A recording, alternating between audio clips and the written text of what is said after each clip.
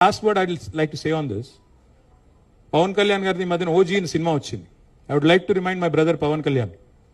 We have a Telangana OG KCR.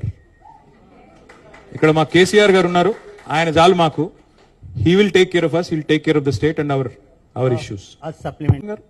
కాబట్టి ప్రాంతీయవాదం ఇంకో మాట చాలా విచిత్రమైన మాట అన్నారు నిన్న ఆయన. ఇంకొన్ని రోజులు అయితే జనగణమన పాడరు.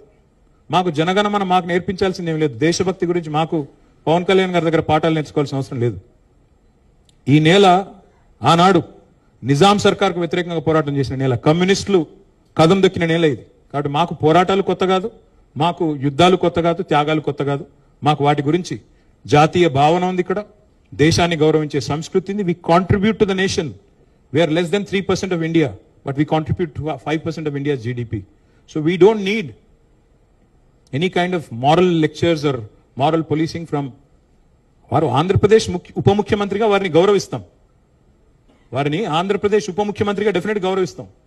ఒక కళాకారుడిగా, ఒక నటుడిగా అభిమానిస్తాం. ఒక సోదరుడిగా ఇంటికి వస్తే బిర్యానీ పెడతా, హైదరాబాదీ బిర్యానీ పెడతా. కానీ వచ్చి మా సెక్రటేరియట్లో కూర్చొని పెత్తనం చేస్తాము మా రాజకీయాల్లో. మరి ఇంకా మొన్ననే కదా వేరుపడ్డది. ఇంత కష్టపడి 60 ఏళ్ళు పోరాటం చేసి మొన్న వేరుపడ్డాం 2014లో. మొన్న చంద్రబాబు నాయుడు గారు రానే వచ్చే 2018లో. మళ్ళీ ఇప్పుడు మీరు కూడా వస్తారు 2023లో. That's all I'm saying.